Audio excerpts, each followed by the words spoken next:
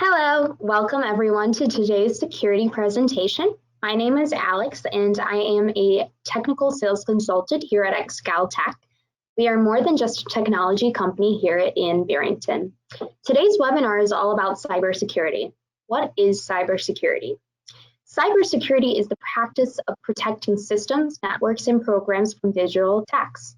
I'm going to walk everyone through the various types of cyber attacks that can be encountered and how you can stay safe. To kick things off here, let's talk about cyber attacks. A cyber attack is any attempt to expose, alter, disable, destroy, steal, or gain information through unauthorized access. There are three types of cyber attacks that I will discuss: phishing, emails, scams, and ransomware. Let's start with phishing. Phishing is an attempt to obtain sensitive information such as passwords by posing as a trustworthy entity. Usually this happens via email, and then the information gathered is used to send spam, compromise other accounts, and/or steal information. Here are a few examples of how phishing works. As you can see here, there are several factors that can help you easily spot a phishing email. The first example is a pretty generic email. In this case, there is a generic greeting to all, and you can see a fake email address linked to a generic sender, Human Resources. And the email is simply signed Human Resources instead of a sender's name. You should know who handles the HR in your company. Departments don't usually send emails, people send emails, and so that should be a red flag right there.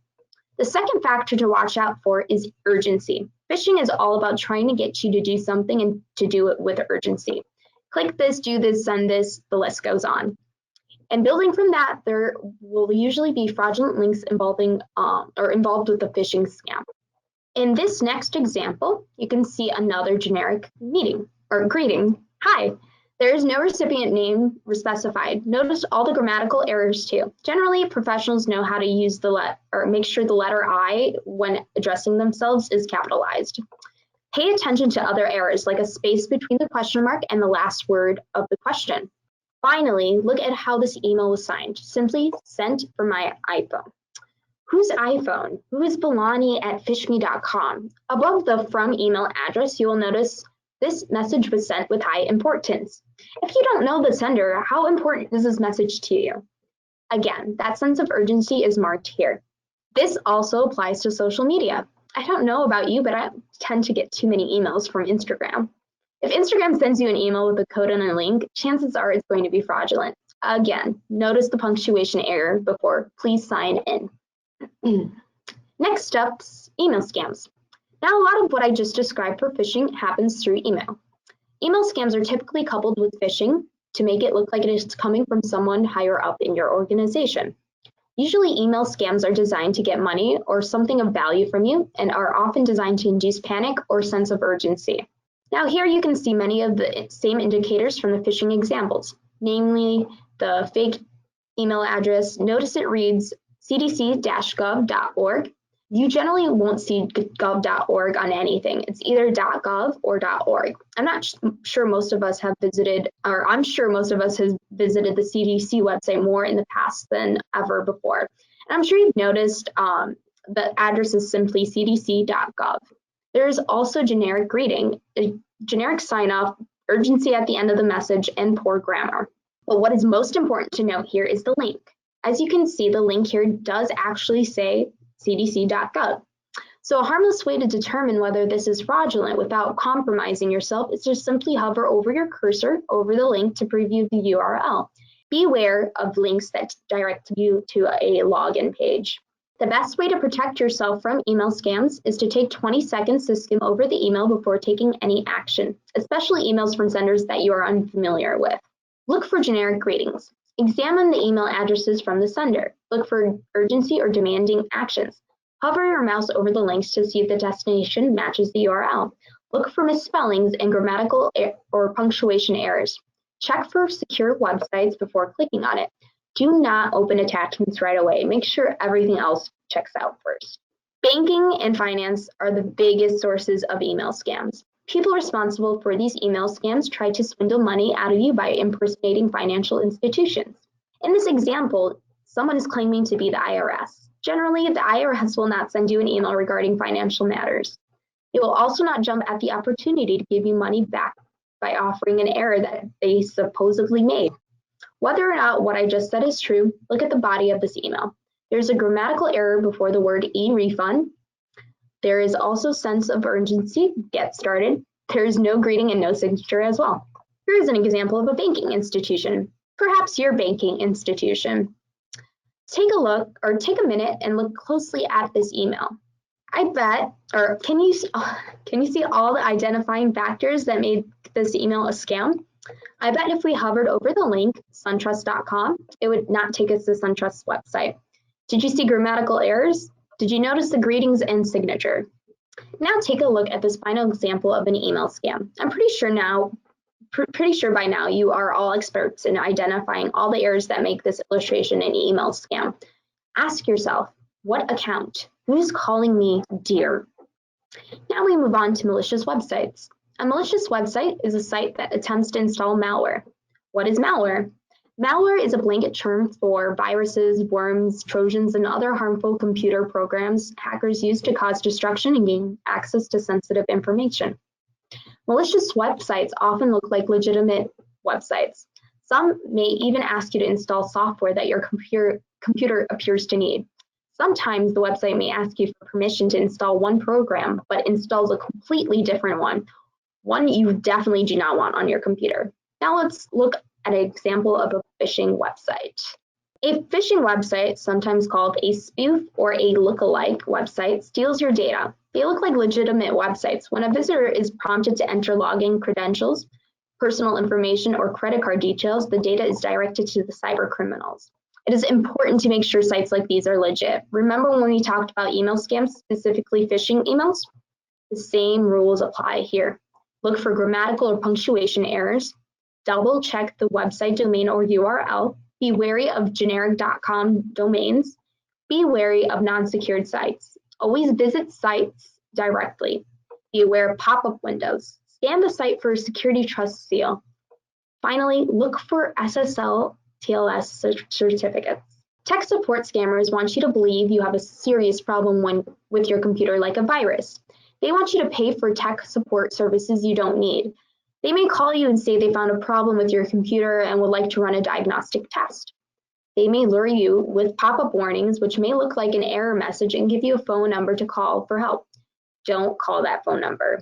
Here are 2 important things to know about a tech support scam. Number 1, legitimate tech companies won't contact you by phone, email, or text message to tell you there is a problem with your computer.